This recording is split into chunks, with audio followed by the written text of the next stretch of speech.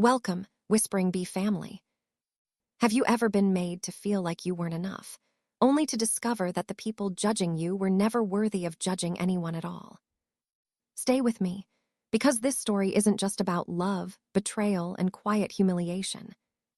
It's about the moment everything turns, and the truth no one saw coming.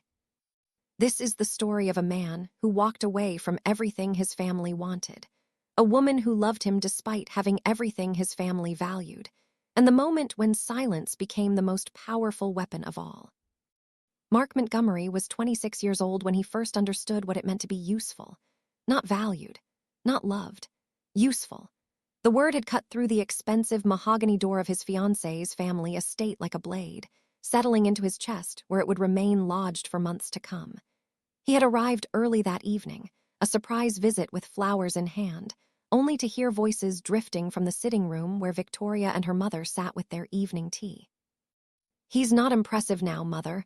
I'll grant you that," Victoria had said, her voice carrying that particular tone of clinical assessment she used when discussing furniture or investments. "But with proper guidance and our connections, he'll be useful. The Montgomery name still carries weight in legal circles, even if the family fortune has seen better days." Useful, there it was again. Mark had stood in that hallway, flowers growing heavy in his hands, listening to the two women dissect his value like appraisers at an estate sale. He hadn't stormed in. He hadn't confronted them. He had simply set the flowers on the hall table, walked out the front door, and driven home in silence. But something fundamental had shifted in him that night, like a bone setting incorrectly, leaving him permanently altered. Let me tell you about Mark before that moment, before the word useful rewrote his understanding of love. He had been raised in the kind of family where affection was implied but rarely stated, where success was expected, and failure was simply not discussed. His father, Richard Montgomery, was a partner at a prestigious law firm, the kind of man who measured his worth in billable hours and client retention rates. His mother, Caroline, had perfected the art of social navigation, her life a careful choreography of charity luncheons and country club politics. Mark had been groomed for a specific kind of life, the right preparatory school, the right university, the right internship at his father's firm. And when he had met Victoria Ashford at a mutual friend's wedding, it had seemed like the final piece of a puzzle clicking into place. She was beautiful in that polished, untouchable way. Her family's wealth made the Montgomerys look comfortable rather than rich. She knew which fork to use at every dinner, which families mattered in their social sphere, and exactly how to laugh at a man's jokes in a way that made him feel clever without ever being loud enough to draw attention to herself. On paper, they were perfect. In practice, they were poison.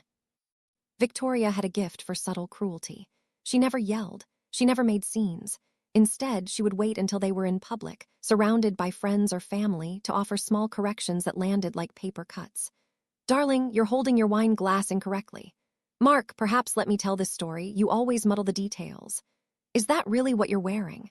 Each comment delivered with a smile, with concern, with love, she would say later if he objected. She would frame her control as care, her criticisms as improvements. And Mark, who had been raised to be polite, to be accommodating, to be grateful, had swallowed every bitter pill she offered. But after that night, after overhearing himself reduced to a word like useful, something in Mark finally broke free.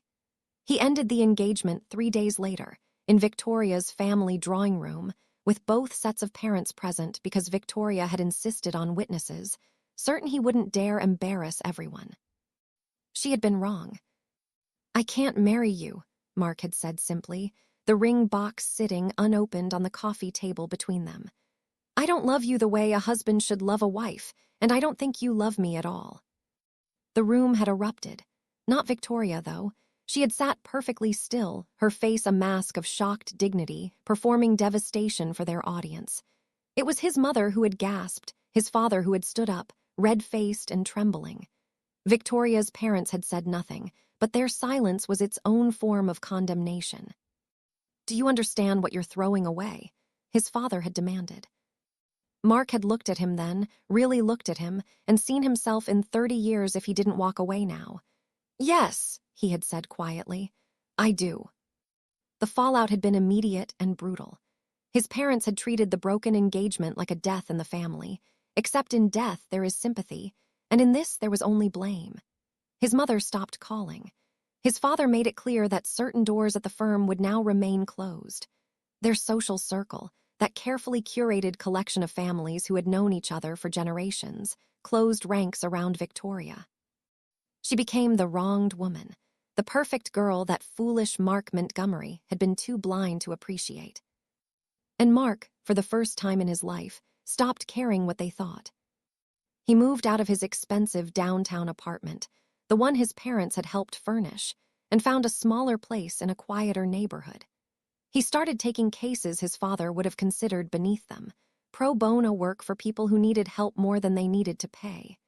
He began showing up at the office in clothes he actually liked instead of the uniform of navy suits and red ties. He started living like someone who had been holding his breath for 26 years and finally remembered how to exhale. That was when he met her. It was a Tuesday afternoon in September, in the waiting room of Mercy General Hospital. Mark had been there visiting a client, a young mother fighting a custody battle who had been admitted for exhaustion and malnutrition. He had been sitting in the uncomfortable plastic chairs, reviewing case notes, when a cup of coffee appeared on the small table beside him. "You look like you need this more than I do," a voice had said. He had looked up into the warmest brown eyes he had ever seen. She was pretty in an entirely unpolished way, her dark hair pulled back in a ponytail, wearing jeans and a sweater that had seen better days, sneakers that were scuffed at the toes. No makeup that he could detect, no jewelry except for a simple watch. She held a second coffee cup in her hands and gestured to the empty chair beside him with a tired smile. "I'm here with my grandmother," she had explained, sitting down without waiting for permission. "Broken hip, they're running tests. I've had about 6 cups of coffee today, and I think if I drink another one alone, I might actually vibrate through the floor, so I figured I'd find someone who looked like they could use a pick-me-up." "Thank you," Mark had said, genuinely touched by the gesture from a complete stranger. "I'm Mark." "Hannah," she had replied, and just like that, his life had tilted on its axis again, but this time toward light instead of away from it. They had talked for 3 hours in that waiting room. Not about anything important at first, just the easy conversation of 2 people with time to kill and a natural rhythm between them. She made him laugh, really laugh, in a way he couldn't remember doing in months. She listened when he talked, not with the performative attention Victoria had always given him, but with genuine curiosity, asking follow-up questions, challenging his assumptions, offering her own perspectives that were so different from anyone in his usual circle. Hannah Chen was a senior project manager at a mid-sized tech company. She had put herself through state school while working 2 jobs. Her grandmother had raised her after her parents died in a car accident when she was 12.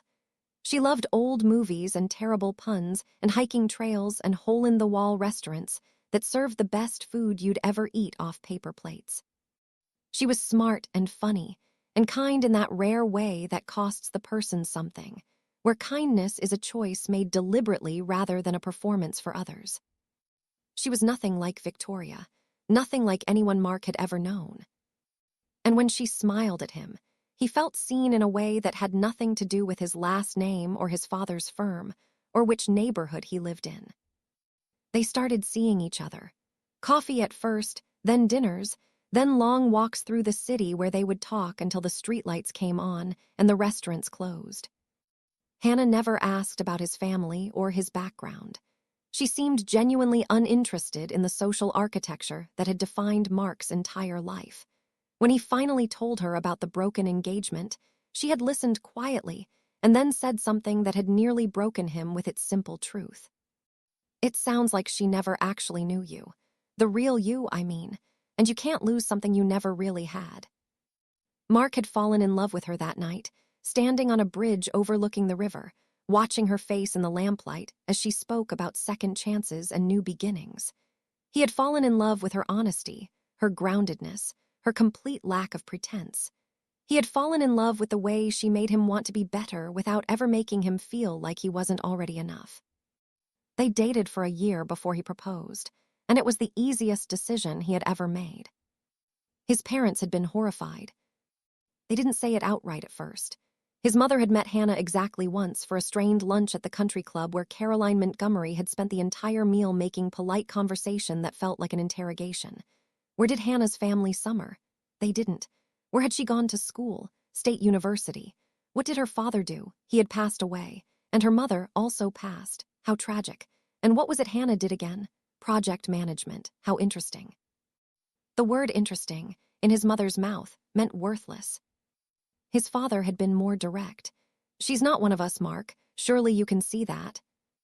No, Dad, Mark had replied. She's better than us. They had married anyway, in a small ceremony that Hannah's grandmother had attended from a wheelchair, tears streaming down her weathered face. Mark's parents had come, but they had sat in the back row like reluctant witnesses rather than celebrating family.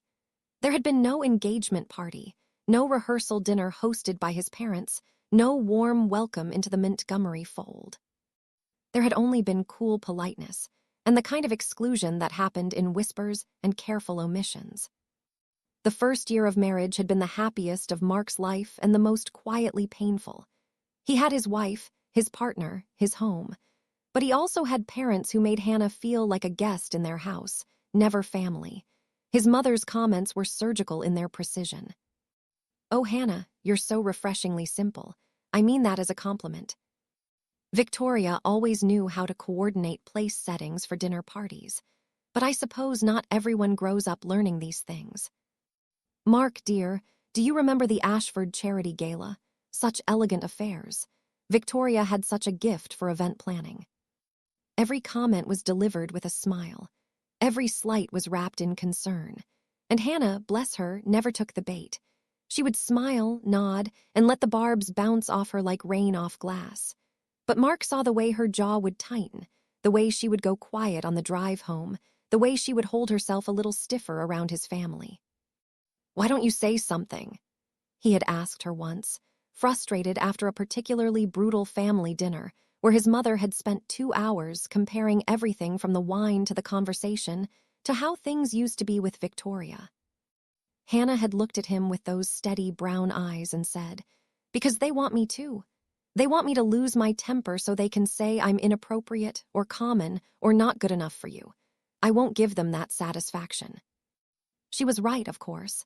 She was infuriatingly, perfectly right. His parents never screamed. They eroded. They wore away at the edges of their relationship with 1,000 tiny cuts, always plausibly deniable, always delivered with concern or love or family loyalty. They excluded Hannah from family business discussions. They forgot to invite her to important events until the last minute. They brought up Victoria's name like a saint in exile, the perfect daughter-in-law who got away. And through it all, Hannah watched and learned and said nothing. 5 years into their marriage, Mark's parents announced they wanted to host an anniversary celebration. A grand affair, they said. A chance to finally welcome Hannah properly into the family. Caroline had been almost warm on the phone, insisting that enough time had passed, that they wanted to make amends, that family was family after all. Hannah had been hesitant. She knew his parents too well by then, understood the language of their particular cruelty. But Mark had been hopeful, desperately, foolishly hopeful. He wanted his parents to see what he saw in Hannah. He wanted them to love her the way he did. He wanted, more than anything, for his two worlds to finally come together in peace. "Please," he had asked Hannah one night in bed, her hand in his. "Let them try. Maybe they really do want to make things right." Hannah had looked at him for a long moment, and he had seen the calculation behind her eyes, the weighing of options. Finally, she had nodded. "Okay, but Mark, if this goes badly, we leave, together, no matter what." Together, he had promised, always. The celebration was held at the Grandview Estate, one of the most prestigious venues in the city, the kind of place with marble floors and crystal chandeliers and waitstaff who moved like ghosts. Caroline Montgomery had spared no expense. There were flowers everywhere, elaborate arrangements that must have cost thousands. A string quartet played in the corner. The guest list read like a who's who of their social circle, all the families that mattered, all the people who had witnessed Mark's broken engagement and subsequent social exile. It was beautiful, it was lavish, it was a trap.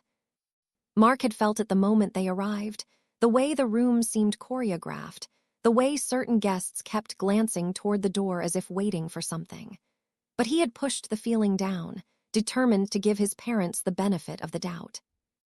Hannah had worn a simple black dress, elegant but understated, her only jewelry the wedding ring Mark had given her, and a pair of small pearl earrings. She had looked beautiful in that quiet way of hers, the kind of beauty that didn't announce itself but settled into a room like warmth. His mother had greeted them with air kisses and compliments that felt like questions. "Oh, Hannah, how lovely, so classic, so safe." The first hour had passed in a blur of champagne and small talk. Mark had introduced Hannah to people she had met a dozen times before, people who always seemed to forget her name or her job or any detail about her that didn't involve her being his wife. She had smiled through it all, made polite conversation, played the role expected of her. Then the doors at the far end of the ballroom opened, and Victoria Ashford walked in. She was stunning, there was no denying it.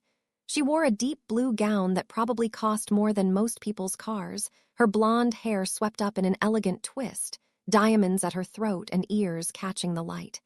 She moved through the room like she owned it, which in a way, she did. This was her world, these were her people, and she had never left it the way Mark had. The room shifted. Conversations paused mid-sentence. Heads turned. The whispers started immediately, a rustling sound like wind through dead leaves. "Is that Victoria? Oh my God, they invited the ex-fiancé. This is awkward. Poor thing, I wonder if she knew." Mark's mother appeared at his elbow, her smile bright and sharp as broken glass. "Oh, there's Victoria. We thought it would be lovely to have old friends here. After all, she's practically family, isn't she? She and her mother have been so involved in planning this event." The words hit Mark like a physical blow. He turned to his mother, saw the satisfaction in her eyes, and understood with perfect clarity that this had always been the plan. This was never about welcoming Hannah. This was about putting her in her place. This was about reminding everyone, including Mark, of what he had given up and what he had settled for. He looked across the room at Victoria, who was greeting guests with practiced ease, and then he looked at Hannah. His wife stood perfectly still, her champagne glass steady in her hand, her face composed. But he knew her well enough now to see the micro-expressions, the tiny tightening around her eyes, the slight lift of her chin. She wasn't surprised. She had expected this or something like it. She had known his parents would never simply welcome her. And yet she had come anyway, for him. The room was watching them now, all of them, waiting to see how Hannah would react. Would she cry? Would she make a scene? Would she run? The anticipation was palpable, a collective holding of breath. Mark started to move toward his mother, fury building in his chest, ready to end this party. To tell everyone exactly what he thought of this orchestrated humiliation. But Hannah's hand on his arm stopped him. "Don't," she said quietly, her voice calm. "Not yet." She walked toward Victoria, and Mark's heart dropped into his stomach. But Hannah's face showed nothing but polite interest, her smile warm and genuine as she approached the woman who was supposed to make her feel inadequate. "Victoria," Hannah said, extending her hand. "What a lovely surprise. Thank you for coming to celebrate with us." Victoria's smile flickered just for a moment. She had expected tears or anger or awkwardness. She hadn't expected grace. "Hannah, of course, I wouldn't have missed it." "How kind," Hannah replied, and then she turned to face the room, her voice carrying just far enough. "Mark and I are so grateful to everyone for being here tonight. It's wonderful to be surrounded by family and friends as we celebrate 5 years of marriage." She looked directly at Caroline Montgomery.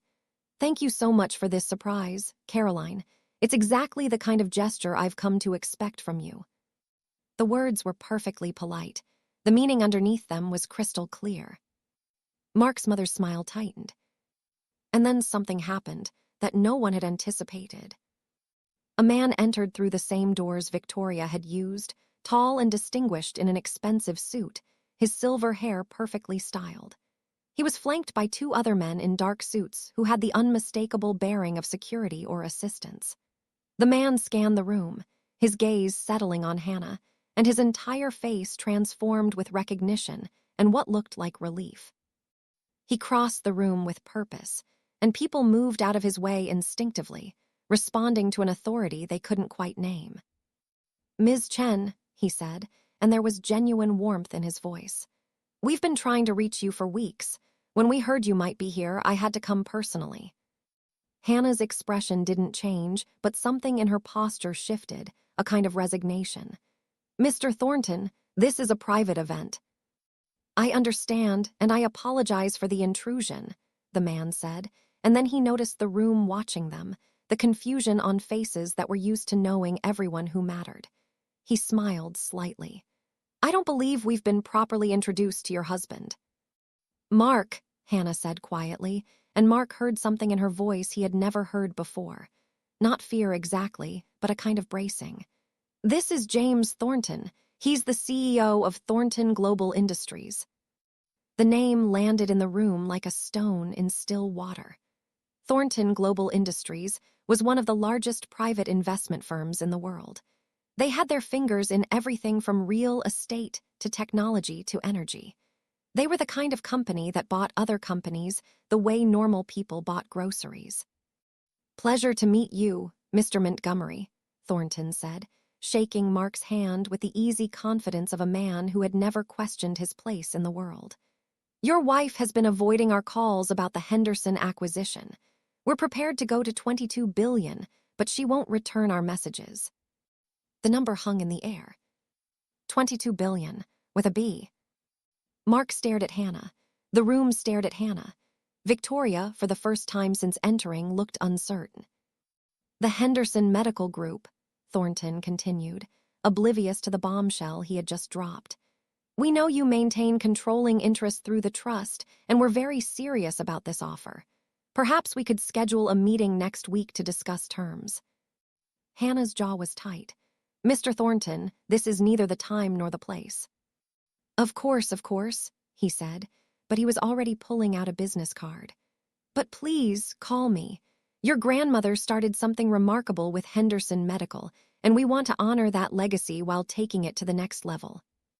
He nodded to the room, gave Mark another firm handshake, and left the same way he had come, his security detail following behind him. The silence that followed was deafening. Someone's champagne glass hit the floor, the sound of breaking crystal sharp in the quiet. Caroline Montgomery's face had gone pale. Richard Montgomery looked like he had been struck. Victoria was staring at Hannah like she was seeing her for the first time. And the guests, all those people who had spent 5 years treating Hannah like a nobody, like a charity case Mark had married out of misguided kindness, were recalculating everything they thought they knew. Hannah closed her eyes for a brief moment, and when she opened them, Mark saw something he had never seen before: surrender. Not to the room, but to the truth she had been holding back for 5 years. "My grandmother was Helen Chen," Hannah said quietly, and several people in the room gasped. "She founded Henderson Medical Group 50 years ago with a single clinic in Chinatown. By the time she retired, it had grown into a network of 70 hospitals and 200 clinics across 15 states. When she passed away 2 years ago, she left controlling interest to me through a family trust, with the stipulation that I maintain her privacy protocols and continue her mission of accessible healthcare." She looked around the room, at all the faces that had dismissed her, and there was no triumph in her expression, only a kind of tired honesty. "I never told anyone because my grandmother raised me to believe that what you do matters more than what you have. She wanted me to be loved for who I was, not what I was worth. So I didn't tell Mark's family. I didn't tell anyone in your social circles. I worked my regular job, lived my regular life, and let you all think whatever you wanted to think about me." Her eyes found Caroline Montgomery's. "I knew from the first lunch we had that I would never be good enough for you, Caroline. I wasn't the right background. I didn't go to the right schools. I didn't know the right people. And honestly, I didn't care, because I wasn't trying to marry your approval. I was marrying your son." She turned to Victoria, and her voice was gentle, almost kind. Victoria, you and I are more alike than you probably want to admit. We both come from money. We both understand this world. The difference is I chose to walk away from it. I chose to build a life based on something other than status and connections. And I chose a man who wanted the same thing. Victoria's composure cracked just slightly. Her smile was brittle. How noble of you. No, Hannah said simply. Not noble, just different priorities. Then she looked at Mark's parents, and her voice took on an edge it had never held before. I have spent 5 years being polite while you belittled me. I have smiled through your comparisons to Victoria, your exclusions from family decisions, your constant implications that I was somehow less than. I never responded because I didn't need to prove anything to you. My grandmother taught me that people who measure worth by bank accounts and bloodlines are people who have nothing else to offer the world. She gestured to the elaborate ballroom, the expensive flowers, the carefully curated guest list. This entire evening was designed to humiliate me. You invited my husband's ex-fiancée to our anniversary celebration to remind everyone that I was second choice. You wanted me to break, to cry, to prove that I didn't belong here. Her voice dropped, but it carried through the silent room. The sad truth is, I never wanted to belong here. I belong with Mark. That's all that has ever mattered to me. Caroline Montgomery's hands were shaking. Now, Hannah, I think you're being dramatic. We simply wanted to include old friends in the celebration. Don't, Hannah said, and the single word cut through his mother's excuse like a knife. Don't insult both of us by pretending this was anything other than what it was. You want to know why I'm not Victoria? Why I never tried to be her? Because she needed your approval to feel valuable. I never did. She set her champagne glass down on the nearest table with careful precision. Thank you for the party. It was very illuminating. Then she looked at Mark, and her eyes were full of something that made his chest ache. I'm going home now. You can stay if you want. I won't be angry. This is your family. But Mark was already moving, already taking her hand in his. No, he said clearly, loud enough for everyone to hear. You're my family. He turned to face his parents, and all the anger and hurt and frustration of the past 5 years crystallized into clarity. I loved Victoria once, or I thought I did, but she was never really mine because I was never really myself with her. I was the version of me that you wanted, that your social circle expected. I was performing a life instead of living one. He looked at his mother, saw her perfect makeup starting to crack around the edges. Hannah was never my second choice, Mom. She was the first time I chose something for myself instead of letting you choose for me. She was the first time I felt like I could breathe in my own skin. And if you can't see how extraordinary she is, how kind and strong and genuine, then I feel sorry for you. He turned to his father. You asked me once if I understood what I was throwing away when I broke up with Victoria. I said yes, but I didn't really understand it then. I do now. I was throwing away a life that would have suffocated me. I was throwing away a future that looked perfect but felt empty. I was choosing something real over something comfortable. His grip on Hannah's hand tightened. This is the last time I'm going to let you make her feel like she's not enough. This is the last time I'm going to watch you try to tear down the best thing that ever happened to me. From now on, you can be part of our lives if you can treat her with the respect she deserves. Or you can keep living in your world of appearances and status and social climbing. But you can't have both. The room was so quiet that Mark could hear his own heartbeat. His mother's face had gone from pale to flushed. Mark, you're making a scene. Good, he said. Let them all see. He looked around at the assembled guests, all the people who had judged Hannah, whispered about her, treated her like an outsider. My wife is worth more than every person in this room combined, not because of her grandmother's company or some trust fund, because of who she is. And if you can't see that, then you're exactly as shallow as she's always been too polite to say. Then he and Hannah walked out of the Grandview estate together, leaving behind the shocked silence, the expensive flowers, and the wreckage of relationships that had been crumbling for years. They didn't speak in the car. Mark drove them home through quiet streets, his hand finding hers whenever he shifted gears. When they finally pulled into their driveway, into the modest house they had bought together in a neighborhood his parents had called acceptable but unremarkable, Hannah let out a long breath. "I'm sorry," she said quietly. Mark turned to her confused. "Sorry for what?" "For not telling you. About my grandmother, about Henderson Medical, about the trust. I should have told you before we got married. It wasn't fair to keep that from you." "Hannah," Mark said, and he waited until she looked at him. "Do you know when I fell in love with you?" She shook her head. "It was the night we were walking by the river, and you told me that I couldn't lose something I never really had. You were talking about Victoria, about our engagement. But in that moment, I realized that I had been living my entire life trying to hold on to things that were never mine to begin with. My parents' approval, Victoria's version of success, a future that someone else had written for me." He touched her face gently. "And then there was you, real, honest, entirely yourself. You never asked me to be anything other than who I was. You never cared about my last name or my father's connections. You just wanted me." Tears were sliding down Hannah's cheeks now. "I wanted you to want me for the same reasons, not because of what I inherited, but because of who I am." "I do," Mark said. "I did from that first day in the hospital waiting room when you gave me coffee and made terrible jokes to distract me. I loved you before I knew about Henderson Medical. I'll love you after. The money doesn't change anything about who you are." "It changed things tonight," Hannah said. "You saw how they looked at me once they knew. Suddenly I was worth paying attention to." "No," Mark said firmly. "You were always worth it. They were just too blind to see it before. And honestly, Hannah, I don't care if they see it now. I stopped needing my parents' approval the day I met you." They sat in the car for a long time, holding each other, letting the events of the evening settle into something they could carry together. "What happens now?" Hannah asked eventually. "Now," Mark said, "we decide what kind of relationship we want with my family, if any, and we do it together." The following weeks were difficult in ways that Mark had anticipated and ways he hadn't. His mother called 17 times in the first 3 days after the party. He didn't answer. His father sent emails marked urgent, demanding they meet to discuss the situation. Mark deleted them. Relatives reached out with concern and curiosity, wanting to know the real story, wanting to be let in on family drama that suddenly seemed much more interesting than it had before.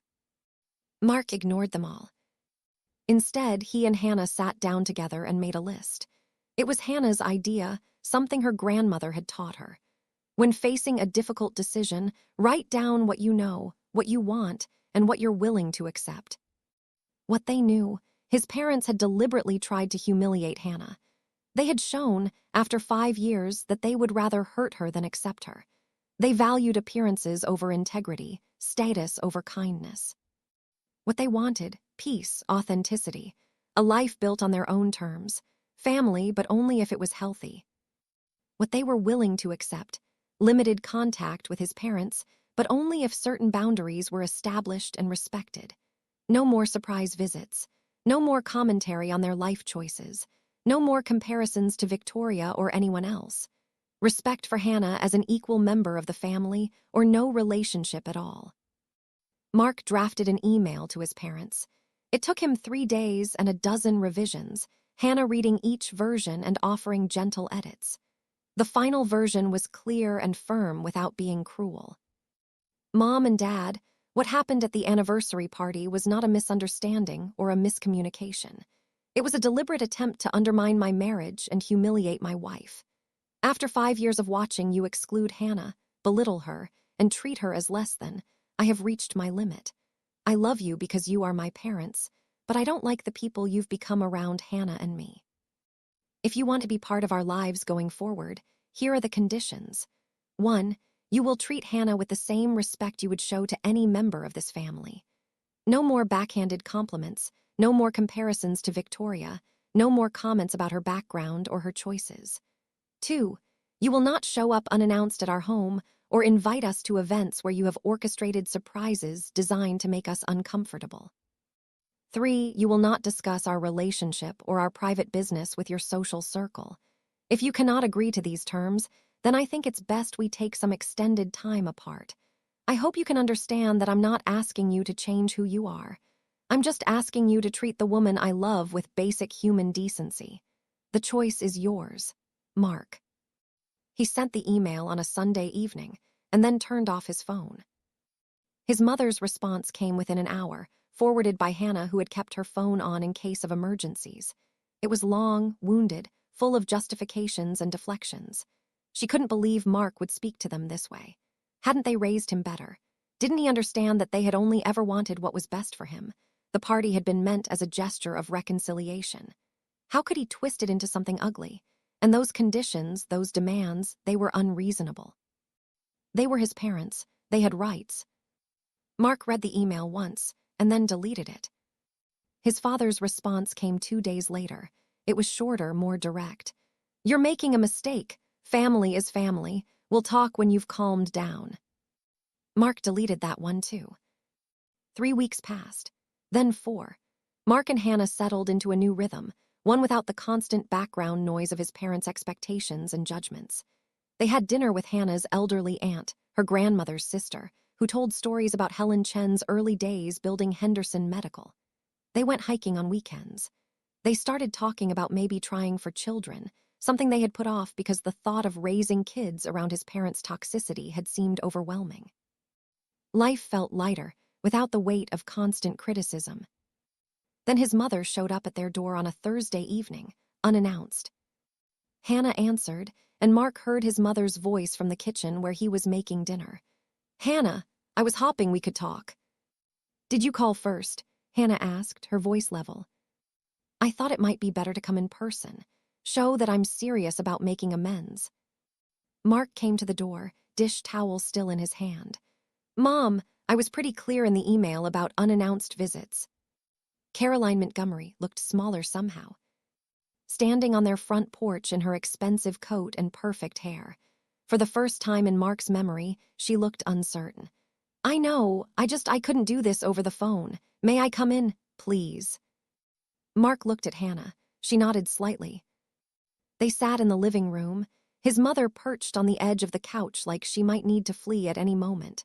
Mark and Hannah across from her in chairs that suddenly felt like barriers. I've been doing a lot of thinking, Caroline said, her hands twisted together in her lap. About what you said at the party, about how I've treated Hannah, and I realized that I've been so focused on what I thought you needed that I never asked what you wanted. Mark waited, not making this easy for her. The truth is, his mother continued, and her voice cracked slightly, when you broke up with Victoria, I took it personally. Her family and ours, we had been planning that union for so long. And when it fell apart, I felt like a failure, like I had somehow failed to raise you to make the right choices. The right choices for who? Mark asked quietly. For the family, for your future, for your father's firm and our standing in the community. Caroline looked up at him, and there were tears in her eyes. I'm not proud of this, Mark, but I spent so much of my life building our position, cultivating the right relationships, making sure we were respected. And when you chose differently, when you chose Hannah, I saw it as a rejection of everything I had worked for. It was never about you, Mom, Mark said. It was about me choosing to live my own life. I know that now, Caroline said. She turned to Hannah, and something in her face was raw in a way Mark had never seen.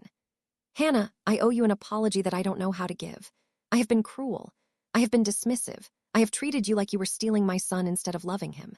And the party, that whole horrible evening, I convinced myself that if you just saw Victoria again, saw what Mark had given up, you would realize that you didn't really belong and you would leave on your own. Hannah's face was carefully neutral. And now I understand that whether or not you belonged was never my decision to make. It was Mark's, and he chose you. 5 years ago, and again at that party when he walked out with you. He keeps choosing you. Caroline wiped at her eyes with a tissue she pulled from her purse. I found out last week that Victoria got engaged. To someone from her own social circle, someone whose family has the right connections. And do you know what I felt when I heard the news? What? Hannah asked softly. Relief, Caroline said. Relief that Mark didn't end up with someone who would treat love like a business transaction, because that's what it would have been. Victoria didn't love my son. She loved what he represented, what he could become with her family's influence. She would have made him miserable, and I think on some level I always knew that. But I was so invested in the idea of them together that I couldn't admit it. She looked at Mark. I'm sorry, sweetheart. I'm sorry I put my pride ahead of your happiness. I'm sorry I tried to control your life instead of trusting you to know what was best for you. Mark felt something loosen in his chest, a knot he had been carrying for so long he had forgotten it was there. Mom, I appreciate you saying this. I really do. But an apology isn't enough. I need to know that things are actually going to change. They will, Caroline said quickly. I promise. Your father and we've talked about this extensively. He wanted to come today too, but I thought it might be better if I came alone first. Dad is on board with this, Mark asked skeptically. Your father is a proud man, Caroline said. He doesn't apologize easily, but he knows we were wrong. He knows we pushed you away. And he knows that if we don't change, we're going to lose you completely. She turned back to Hannah. I can't undo 5 years of making you feel unwelcome, but I want to try to do better. I want to get to know you, the real you, not the version I invented in my head. I want to understand what my son sees in you that makes him happier than I've ever seen him. Hannah was quiet for a long moment. When she spoke, her voice was careful. Caroline, I appreciate you coming here. I appreciate the apology, but you hurt me, repeatedly, deliberately, and I need you to understand that forgiveness isn't something that happens all at once. It's going to take time, and it's going to require you to actually follow through on what you're saying. I understand, Caroline said. What can I do? Start by respecting the boundaries Mark outlined in his email, Hannah said. Call before you visit. Include us in family decisions, or don't expect us to participate. Stop comparing me to Victoria or anyone else. Treat me like a person instead of a problem to be solved. I can do that, Caroline said. I will do that. And understand that we're not going to jump back into family dinners and holiday celebrations right away, Mark added. We need to rebuild trust slowly. Maybe we start with coffee once a month. Maybe we work our way up from there. Whatever you need, his mother said. I just don't want to lose you. They talked for another hour, setting ground rules, establishing expectations, clearing the air about specific incidents that had hurt over the years. It was uncomfortable and emotional and necessary. When Caroline finally left, she hugged them both, holding on a little longer than usual, a little tighter. After she was gone, Mark and Hannah stood in their living room, processing what had just happened. Do you think she means it? Hannah asked. I don't know, Mark said honestly, but I think she's trying, and that's more than she was doing before. And if she backslides, if she reverts to her old behavior? Then we enforce the boundaries, Mark said. We've shown we're willing to walk away. She knows that now. The question is whether she values her pride more than she values having us in her life. Over the following months, Mark's parents made a visible effort to change. It wasn't perfect. There were moments when his mother would start to say something critical and then catch herself. There were family events where the old patterns would resurface briefly before being consciously corrected. His father struggled more than his mother, his pride making every apology feel like pulling teeth. But they were trying. They started having monthly brunches, neutral territory at restaurants where no one had home field advantage. His parents asked Hannah about her work, about her aunt, about her interests beyond being Mark's wife.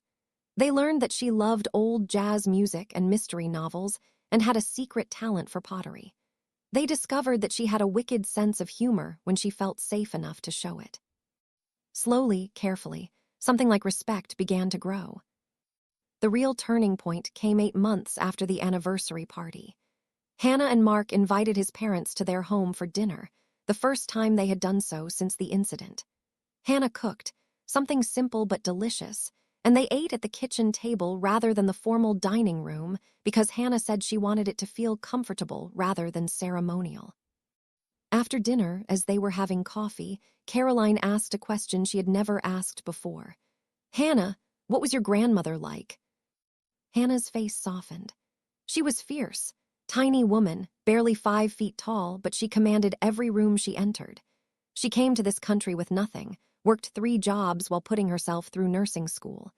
She saw how hard it was for immigrant communities to access health care, so she started a clinic in her apartment. Just her and a couple of folding tables and a determination to help people who had nowhere else to go. How did she build it into Henderson Medical? Richard asked, genuinely curious. One clinic at a time, Hannah said.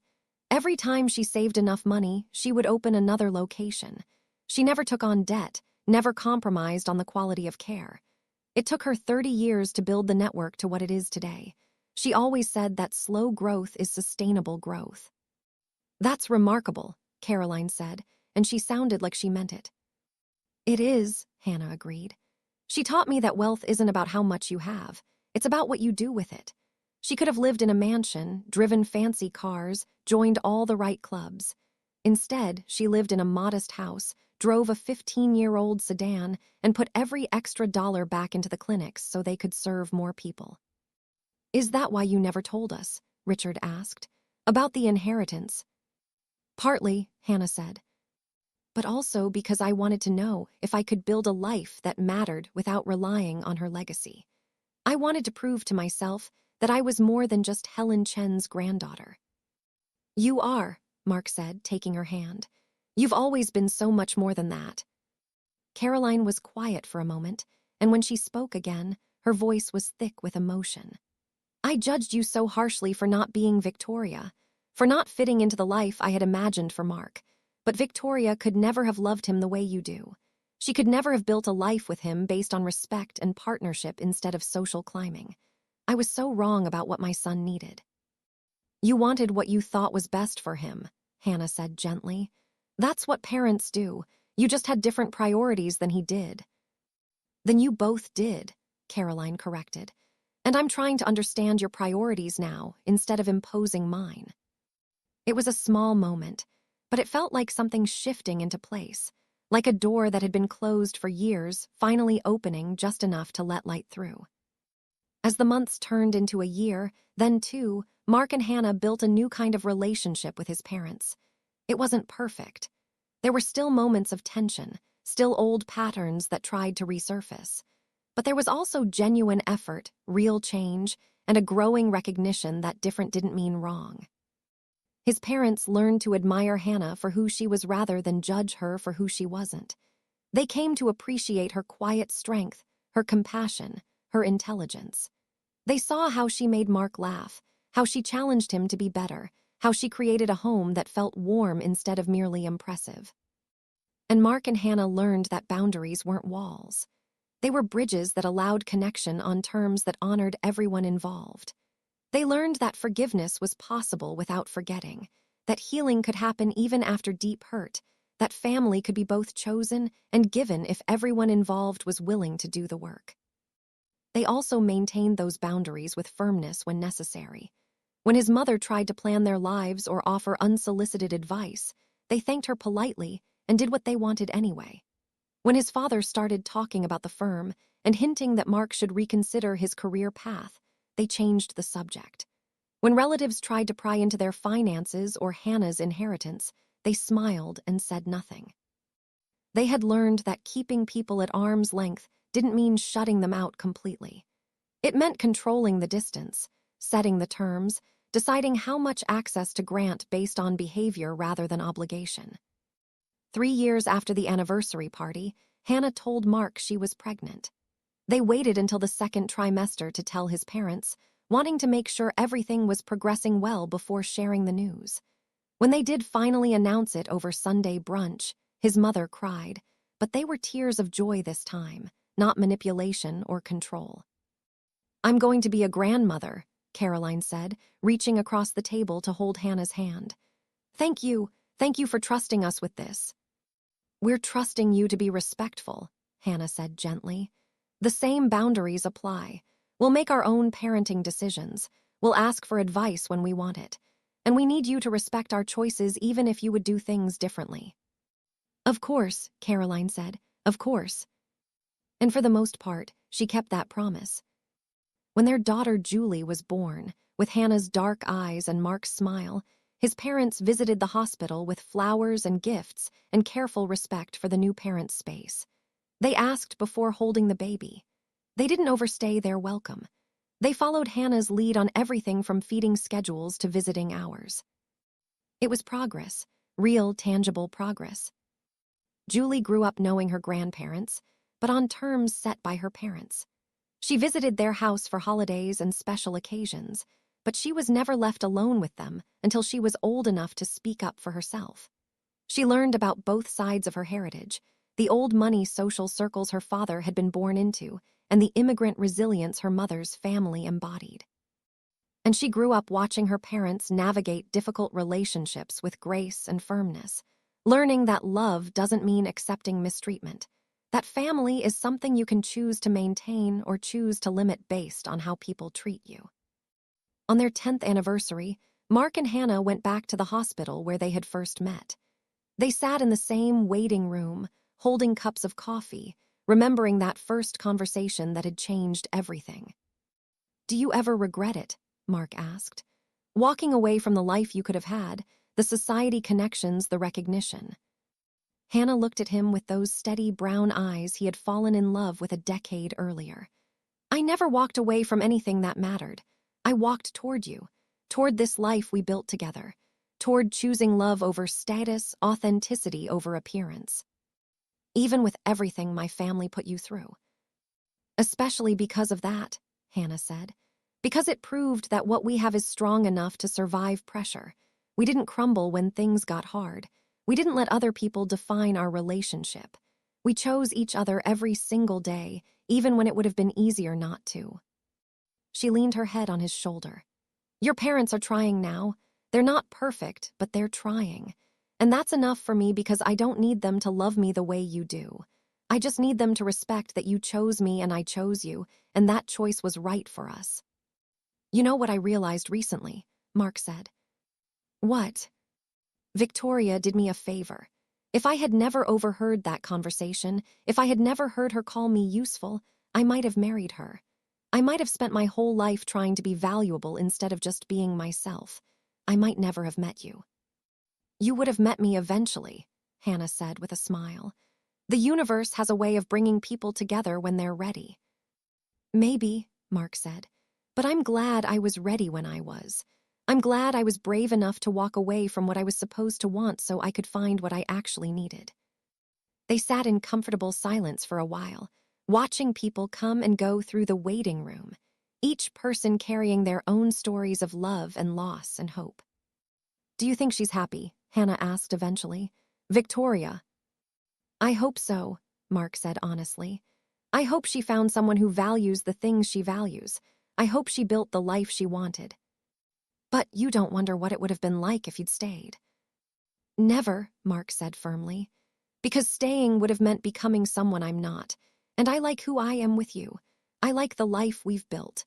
I like that our daughter is growing up in a home where love is genuine instead of transactional." Hannah kissed him softly. "I like all those things too."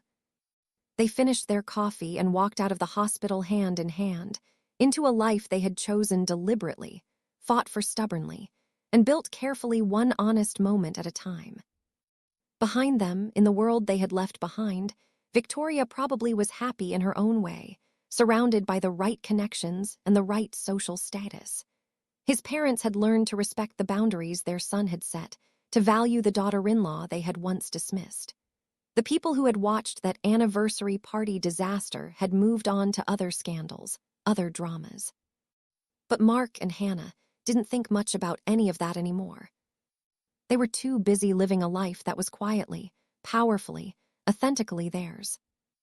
And in the end, that was the only revenge that mattered. Building something so genuine, so full of real love and respect, that the opinions of people who had never understood them became irrelevant. They had won by refusing to play the game. They had succeeded by redefining what success meant. They had found their happy ending not in triumph over others, but in choosing each other again and again, through every challenge and every doubt and every moment when walking away would have been easier. That was their story, not a fairy tale with a villain defeated and a kingdom won, but something better. A real love that survived real problems through real commitment. And that, Mark thought as he opened the car door for his wife, Watching her smile at him in the afternoon light was worth more than all the approval in the world. The whisper that changed his life hadn't been the word useful after all. It had been Hannah's voice in a hospital waiting room, offering coffee and conversation to a stranger. It had been his own voice, finally finding the courage to say no to a life that would have destroyed him. It had been the quiet, persistent whisper of truth that said, "You deserve to be loved for who you are, not what you can become." And he had listened. And he had won.